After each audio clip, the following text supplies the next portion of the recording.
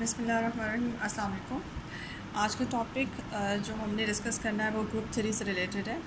बिल्कुल मैंने group three बिल्कुल स्टार्ट से सोचा कि मैं आपको बताऊं। उसकी डेफिनेशन से स्टार्ट करते हैं। ग्रुप थ्री की डेफिनेशन मैंने आपके सामने लिखी हुई है। ग्रुप की डेफिनेशन मैंने आपके सामने लिखी हुई है। ग्रुप जो है एक नॉन एम्प्टी सेट को कहते हैं। फॉर एग्ज़ाम्पल आप एक सेट लेते हैं जी, जो कि नॉन एम्प्टी सेट है, ठीक है, और आप उसके साथ एक बाइनरी ऑपरेशन सेलेक्ट करते हैं। जब भी ग्रुप बनाना है तो ग्रुप बनाने के लिए आपको एक नॉन एम्प्टी सेट की ज़रूरत होगी और उसके साथ एक बाइनरी ऑपरेशन की ज़रूरत होगी। इस वक्त जो मैंने बाइनरी ऑपरेशन सेलेक्ट किया है वो मैंने एक आर्बिट्रेरी से सेलेक्ट किया है। स्टैटिक उसको मैं कह रही हूँ, स्टैटिक मैंने सेलेक्ट कर लिया, यानी कि कोई प्रिसाइज्ड मैंने कोई, जैसे एडिशन का ऑपरेशन होता है, जैसे मल्टीप्लिकेशन का ऑपरेशन होता है, इनमें से कोई ऑपरेशन नहीं लिया। आपको जनरल काम चेक करवाने के लिए, दिखाने के लिए कि जनरली कोई भी ऑपरेशन आ जाए, चाहे ऑपरेशन एडिशन का हो, चाहे मल्टीप्लिकेशन का हो या कोई और हो, उसको उन सब ऑपरेशंस को जनरली रिप्रेजेंट कर रहा है ये स्टैटिक ऑपरेशन, ठीक है। तो ये कोई भी ऑपरेशन हो सकता है। इस operation along with this non empty set ये मिल के एक ग्रुप बनाते हैं। ये सेट अगर इस ऑपरेशन के अंडर ये चार लॉज जो आपके सामने लिखे हुए हैं, ये चार लॉज सेटिस्फाई कर दे, तो फिर ये सेट जो है ये आपका ग्रुप कहलाएगा। वो चार लॉज कौन से हैं? एक closure law, identity law, inverse law and associative law. Closure law किसे कहते हैं जी? कुलैयर लॉ कहते हैं कि अगर आप जिस सेट को ग्रुप प्रूफ करना चाह रहे हैं, उस सेट में से आपने कोई से भी दो आर्बिट्रेरी एलिमेंट उठाए और उनके ऊपर वो स्टैटिक का ऑपरेशन लगाया, और लगाने के बाद जो भी आंसर आएगा, फॉर एग्ज़ाम्पल इसके बाद आंसर आता है आपके पास सी, तो वो जो आंसर है that C should belongs to the same set G, ठीक है। दो एलिमेंट्स भी जी में से थे और उनके ऊपर ऑपरेशन लगाने के बाद भी जो आंसर आया वो भी आपका जी में है। तो इसका मतलब ये हुआ कि कुलैयर लॉ जो है वो आपके इस जी सेट के ऊपर under the operation static hold करता है। सेकेंड लॉ है आपके पास आइडेंटिटी लॉ। आइडेंटिटी लॉ क्या है? आइडेंटिटी लॉ ये है कि आप जिस सेट को ग्रुप प्रूफ करना चाह रहे हैं उस सेट के अंदर आइडेंटिटी एलिमेंट उस वक्त के ऑपरेशन की रिस्पेक्ट से एग्जिस्ट करती है।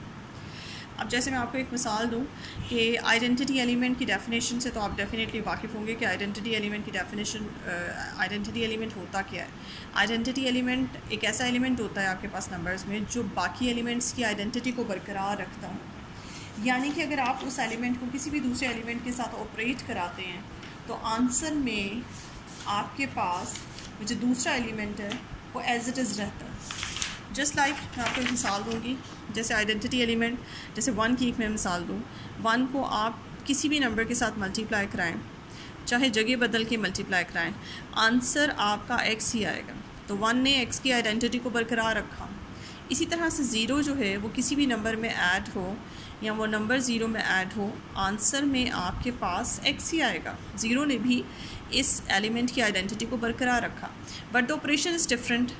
1 के केस में ऑपरेशन मल्टीप्लिकेशन का है और 0 के केस में एडिशन का है। सो 0 जो है वो एडिशन के ऑपरेशन के अंडर आइडेंटिटी एलिमेंट का कैरेक्टर सेटिस्फाई करती है, और 1 जो है मल्टीप्लिकेशन के अंडर आइडेंटिटी एलिमेंट का कैरेक्टर सेटिस्फाई करता है। सो आपने देखा कि जैसे जैसे आपके ऑपरेशन, ये बाइनरी ऑपरेशन चेंज होते जाएंगे, वैसे वैसे आपके एलिमेंट्स या आइडेंटिटीज़ बदलती जाएंगी। सो अगर आपका इन दोनों से हट के कोई और ऑपरेशन है तो उस ऑपरेशन के अंडर आपका आइडेंटिटी एलिमेंट इन दोनों से हट के कोई और डिफरेंट एलिमेंट होगा। तो एलिमेंट जो आइडेंटिटी बनता है उसकी जो बेसिक डेफिनेशन है वो मैंने आपको यहाँ से समझा दी है। सो जो आइडेंटिटी लॉ है, आइडेंटिटी लॉ ये कहता है कि आपके पास जिस भी ग्रुप ने आइडेंटिटी लॉ सेटिस्फाई करना है उसके अंदर कोई ना कोई एलिमेंट ऐसा, जस्ट लाइक ई अगर एक एलिमेंट है तो ई एलिमेंट का बिहेवियर ये देखें बिल्कुल वैसा ही है जैसे एक आइडेंटिटी का होता है। यानी कि आपने ई का किसी भी एलिमेंट के साथ स्टैटिक करवाएं या जगह बदल के स्टैटिक करवाएं, आंसर में वही एलिमेंट वापस आ गया। यानी कि ई ने इस एलिमेंट की आइडेंटिटी को बरकरार रखा। अब स्टैटिक की जगह एडिशन भी हो सकता है, मल्टीप्लिकेशन भी हो सकता है, कोई भी ऑपरेशन जो आप यूज़ कर रहे हैं। तो इसका मतलब ये हुआ कि आपके पास ई जो है वो फिर आइडेंटिटी का कैरेक्टर सेटिस्फाई कर रहा है जी के अंदर। तो ई जी जो है आइडेंटिटी लॉ सेटिस्फाई करता है। इसके बाद इन्वर्स लॉ, इन्वर्स लॉ ये कहता है कि आपके पास जितने भी जी के अंदर एलिमेंट्स मौजूद हैं उन सब के इन्वर्सेस जो हैं वो आपके पास जी में ही होने चाहिए। अब इसकी मिसाल मैं ऐसे दूंगी, फॉर एग्ज़ाम्पल जैसे आपके पास एक नंबर है 5, अगर मैं आपसे 5 का मल्टीप्लिकेटिव इन्वर्स मांगती हूँ तो 1/5 है। अब इन्वर्स की डेफिनेशन ये होती है कि आप जो भी ऑपरेशन ले रहे हैं, इसके अलावा कोई ये भी कह सकता है कि 5 का इन्वर्स जो है वो -5 भी है। ये देखिए 5 को 1/5 से मल्टीप्लाई करने से आंसर में 1 आता है और यहाँ पे आंसर में 0 आता है। अब ये भी इन्वर्स है 5 का और ये भी इन्वर्स है, बट ये जो इन्वर्स है ये मल्टीप्लिकेटिव इन्वर्स है और -5 जो है वो एडिटिव इन्वर्स है। इन्वर्स की खासियत होती है किसी भी एलिमेंट में किसी भी एलिमेंट के साथ उसका इन्वर्स का जब हम स्टैरिक लेते हैं, स्टैरिक का मतलब एडिशन भी हो सकता है, मल्टीप्लिकेशन भी हो सकता है, किसी भी इन्वर्स का जब उसके ओरिजिनल एलिमेंट के साथ स्टैरिक लिया जाता है तो आंसर में उसी स्टैरिक की रिस्पेक्ट से जो आइडेंटिटी है वो आती है। ये बात याद रखिएगा। अब देखिए 5 का मल्टीप्लिकेटिव इन्वर्स 1/5 है। 5 को 1/5 के साथ मल्टीप्लाई करने से मल्टीप्लिकेटिव आइडेंटिटी आई और 5 को -5 के साथ ऐड करने से एडिटिव आइडेंटिटी आई। यानी कि आप जब भी किसी एलिमेंट को ऑपरेट कराते हैं उसके इन्वर्स के साथ तो आंसर में आपके पास आइडेंटिटी एलिमेंट आता है with respect to that operation. ये चीज़ जो है वो किसी भी, क्योंकि जैसे फॉर एग्जांपल अगर मैं मल्टीप्लिकेटिव इन्वर्स की बात करूँ तो किसी भी नंबर का मल्टीप्लिकेटिव इन्वर्स कैसे बनता है, उसका रेसिप्रोकल लेने से। अगर एडिटिव इन्वर्स की बात की जाए तो एडिटिव इन्वर्स बनता है उसका सिंबल चेंज करने से। तो जब भी इन्वर्स की बात होगी तो आपको पता होना चाहिए कि कौन से ऑपरेशन के अंडर आप इन्वर्स फाइंड कर रहे हैं। तो इन्वर्स जो है with respect to the change of operation आपका एलिमेंट का इन्वर्स भी चेंज होता जाता है। ठीक है, तो एक तो बात ये है कि एक एलिमेंट का इन्वर्स डिफरेंट ऑपरेशन के अंडर डिफरेंट होता है, और दूसरा किसी भी एलिमेंट को पहचानने के लिए कि आया बज़ाहिर तो वो उसका इन्वर्स नहीं लग रहा, लेकिन चेक करने का तरीका आपको आना चाहिए कि ये एलिमेंट और ये एलिमेंट आपस में एक दूसरे के इन्वर्सेस हैं। आप जो भी ऑपरेशन आपका उस वक्त का ऑपरेशन हो वो ऑपरेशन बीच में लगाएं और आप उन दोनों एलिमेंट को ऑपरेट कराएं। ऑपरेट कराने के बाद आपके पास आंसर जो है वो उस वक्त की आइडेंटिटी आनी चाहिए, तो फिर आप ये क्लेम कर सकते हैं कि ये दोनों एलिमेंट्स जो हैं एक दूसरे के इन्वर्सेस हैं। तो इन्वर्स एलिमेंट होता क्या है मैंने आपको समझा दिया। इन्वर्स लॉ क्या होता है? इन्वर्स लॉ ये कहता है कि आपके पास इस वक्त जो भी सेट ग्रुप बनने जा रहा है उसके अंदर मौजूद हर एलिमेंट का इन्वर्स भी उसी के अंदर होना चाहिए। ये देखें, for each element A there must exist an element B such that उन दोनों को ऑपरेट कराया जाए तो आंसर में आइडेंटिटी, चाहे जगह बदल के ऑपरेट कराया जाए तो आंसर में आइडेंटिटी।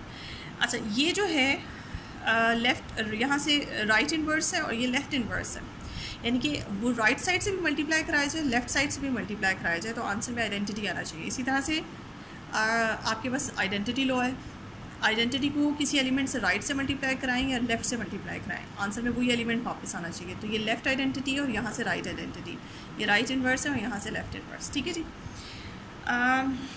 एसोसिएटिव लॉ तो सिंपल है कि कोई से 3 एलिमेंट्स लेके अगर आप उनके ऊपर वही ऑपरेशन जो इस वक्त का ऑपरेशन है वो लगाएं और आंसर में left hand side right hand side के बराबर आ जाए तो आप कहेंगे कि ऑपरेशन ये आपके पास जो सेट है ये एसोसिएटिव लॉ सेटिस्फाई कर रहा है।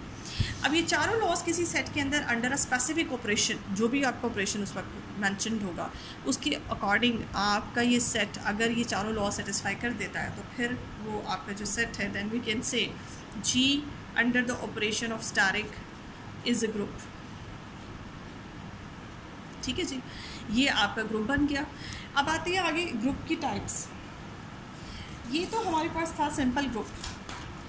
अब अगर एक यही ग्रुप आपका G is a group under the operation of steric,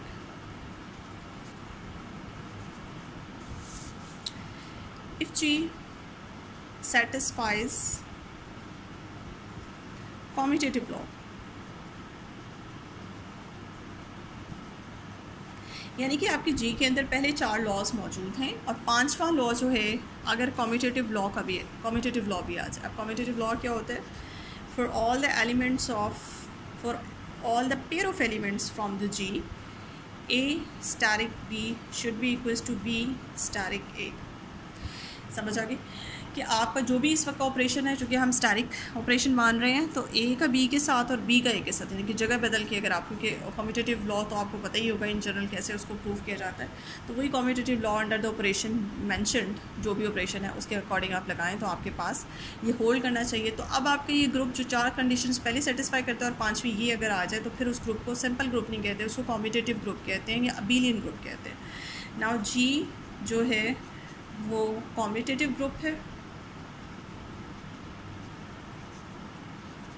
और अबेलियन ग्रुप, ठीक है, या इसको अबेलियन ग्रुप कहा जाता है, कॉम्पिटिटिव ग्रुप और अबेलियन ग्रुप कहा जाता है।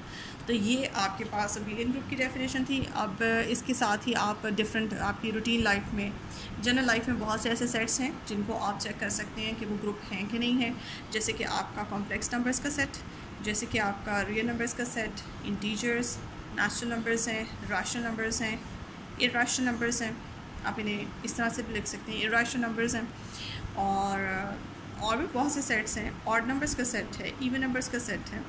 इन सब सेट्स को आप चेक कर सकते हैं कि आए ये सेट्स जो हैं हमारे पास ग्रुप बनाते हैं कि नहीं बनाते। लेकिन ऑपरेशन आपने खुद देखना है कि कौन से ऑपरेशन, जो बहुत ज़्यादा ऑपरेशन हमारा यूज़ होता है, जिसको हम बहुत ज़्यादा अपने पूरी ग्रुप थ्योरी में पढ़ेंगे, वो मल्टीप्लिकेशन का ऑपरेशन है। इसके अलावा काफ़ी हद तक एडिशन का ऑपरेशन भी इस्तेमाल होता है। ये दो ऑपरेशन है जो आपके कोर्स में हैं। तो आपको जैसे फॉर एग्जांपल अब इसमें मैं बता दूं कि जैसे कॉम्प्लेक्स नंबर्स का सेट है, कॉम्प्लेक्स नंबर्स के सेट को आप अगर ग्रुप चेक करना चाहते हैं तो आपके पास मैं दो ऑप्शंस देती हूँ। आप इसे अंडर एडिशन भी चेक कर सकते हैं, आप इसे अंडर मल्टीप्लिकेशन भी चेक कर सकते हैं। आप इसे चेक करें वो चारों लॉज इसके ऊपर सेटिस्फाई होते हैं नहीं होते, आपने कमेंट्स दें जो भी सीन है। आप एक चीज़ जो मैं इन सब सेट्स के बारे में एक छोटी सी पहचान बताना चाहती हूँ, किसी भी सेट को फॉर एग्जांपल एक सेट है और इसको आप किसी भी इसको अगर आप अंडर मल्टीप्लिकेशन ग्रुप चेक करना चाह रहे हैं तो इसमें एक चीज़ का ख्याल रखिएगा कि इस सेट के अंदर ज़ीरो मौजूद नहीं होना चाहिए। बिकॉज़ अगर इसके अंदर ज़ीरो मौजूद है तो जब आप इन्वर्स लॉ सेटिस्फाई कराएंगे, ये देखें इन्वर्स लॉ सेटिस्फाई कराएंगे तो इन्वर्स लॉ कहते हैं कि हर एलिमेंट का मल्टीप्लिकेटिव इन्वर्स होना चाहिए उसमें। तो इसमें जो ज़ीरो मौजूद है, ज़ीरो का जब आप मल्टीप्लिकेटिव इन्वर्स बनाएंगे वो तो बन जाएगा आपके पास infinity, and infinity is not a number, infinity can not belong to the set A. That's why आपका इन्वर्स लॉ यहाँ पे फेल हो जाएगा, क्योंकि किसी एक एलिमेंट का भी इन्वर्स अगर आपके उस सेट में मौजूद नहीं है तो आपका इन्वर्स लॉ फेल हो जाएगा। तो इन्वर्स लॉ आपका हमेशा उस सेट में फ़ेल हो जाता है, या वो सेट जिसके अंदर ज़ीरो मौजूद होता है वो सेट हमेशा ग्रुप अंडर मल्टीप्लिकेशन नहीं बनता। क्यों? क्योंकि उसका इन्वर्स लॉ फेल हो जाता है। और वो क्यों फेल होता है ये रीज़न आपके सामने मैंने लिखी हुई है। तो इसलिए अगर ये MCQs में भी आपसे फॉर एग्जांपल वाइवा के तौर पे अगर क्वेश्चन पूछा जाए तो कि कोई भी सेट आपको दे दिया जाए और आपको कहा जाए कि आप इसे चेक करें क्या ये ग्रुप अंडर मल्टीप्लिकेशन है, तो वो सेट जो है उसमें सबसे पहले आपने ये देखना है कि कहीं ज़ीरो मौजूद तो नहीं है। अगर ज़ीरो मौजूद है तो फिर कभी भी वो ग्रुप अंडर मल्टीप्लिकेशन नहीं होगा। उसके पीछे ये लॉजिक रीज़न फटाफट आप यानी कि शॉर्ट क्वेश्चन के तौर पे आ सकता है, आप वाइवा के तौर पे आप या आपसे इंटरव्यू में पूछा जा सकता है, तो आप फौरी तौर पे उसको इस वजह से ये एक शॉर्ट टेक्निक है, आप यहाँ से चेक करके बता सकते हैं। ठीक है, अच्छा, और फिर ये भी हो सकता है इसके अलावा सी, इसका मतलब ये हुआ कि कॉम्प्लेक्स नंबर्स का सेट अंडर मल्टीप्लिकेशन ग्रुप ना हुआ, क्योंकि कॉम्प्लेक्स नंबर्स में तो ज़ीरो मौजूद होते हैं। ठीक है, तो फिर इसी तरह से रियल नंबर्स में भी ज़ीरो मौजूद होते हैं, ये भी अंडर मल्टीप्लिकेशन ग्रुप नहीं है। इस तरह से जी में भी मौजूद होता है ज़ीरो, और इस तरह से रैशनल नंबर्स में भी ज़ीरो मौजूद होता है। इसका मतलब ये हुआ कि ये जो चार सेट मैंने सर्कल किए हैं, इन चारों सेटों में आपके पास इवन और साथ ही साथ इवन नंबर्स के सेट में इसमें भी ज़ीरो मौजूद होता है, तो ये कभी भी अंडर मल्टीप्लिकेशन ग्रुप नहीं बनाएंगे। अंडर मल्टीप्लिकेशन तो नहीं बनाते, आप इन्हें अंडर एडिशन चेक कर सकते हैं। और ये मैं बता दूं कि ये चारों सेट जो मैंने, बल्कि ये पांचों जो मैंने सर्कल किए, ये अंडर एडिशन ग्रुप होते हैं। आप इसे जाके, ये आपकी प्रैक्टिस के लिए एज एन असाइनमेंट है कि आप इसे खुद चेक करें कि ये ग्रुप होते हैं, इनके ऊपर चार लॉज आप सेटिस्फाई कराएँ और फिर अपने रिमार्क्स दें। उसके बाद ये अंडर मल्टीप्लिकेशन तो ग्रुप नहीं होती, लेकिन एक चीज़ जो नोटिस की गई, जो ऑब्ज़र्व की गई, वो ये है कि अगर आप इस कॉम्प्लेक्स नंबर्स के सेट में से सिर्फ ज़ीरो को माइनस कर दें, इसी तरह से रियल नंबर्स के सेट में से सिर्फ ज़ीरो को माइनस कर दें, और इसी तरह से रैशनल नंबर्स के सेट में से सिर्फ आप ज़ीरो को माइनस कर दें, तो ये तीन सेट्स जो हैं सिर्फ ज़ीरो के माइनस करने की वजह से ये सेट्स अब अंडर मल्टीप्लिकेशन ग्रुप हैं। आप अब इन्हें अंडर मल्टीप्लिकेशन चेक करेंगे तो ये तीनों जो हैं अंडर मल्टीप्लिकेशन ग्रुप बनाएंगे। ज़ीरो की मौजूदगी, सिर्फ ज़ीरो की मौजूदगी प्रॉब्लम कर रही थी, आप इसे चेक कर सकते हैं। ये आपकी असाइनमेंट समझें, होमवर्क समझें, आप इसे चेक कर सकते हैं। इन सब चीज़ों को चेक करें, आपकी अच्छी खासी एक वो बन जाएगी, नोट्स बन जाएंगे। और साथ में ये भी इनको भी चेक करें ज़रूर कि क्या सिर्फ ज़ीरो माइनस करने से आपके पास ये ग्रुप बनते हैं। तो मैं बता रही हूँ कि श्योरली ये बन जाएंगे ग्रुप अंडर मल्टीप्लिकेशन। ठीक है जी, आज के लिए फिर इतने ही काफ़ी है। नेक्स्ट लेक्चर में मज़ीद ग्रुप थ्योरी के ऊपर थोड़ा सा काम करेंगे, प्रैक्टिकली चेक करेंगे कि कोई भी सेट हमें दिया जा सकता है, इसको जाके चेक करें कि क्या ये ग्रुप है, तो फिर चेक करेंगे कि किस तरह से हम ये 4 लॉज जो हैं वो अप्लाई कर सकते हैं। आज की वीडियो में इतने ही काफ़ी है। मेरी इस वीडियो को लाइक करें और अपने कमेंट्स प्लीज़ ज़रूर दें। Thank you so much.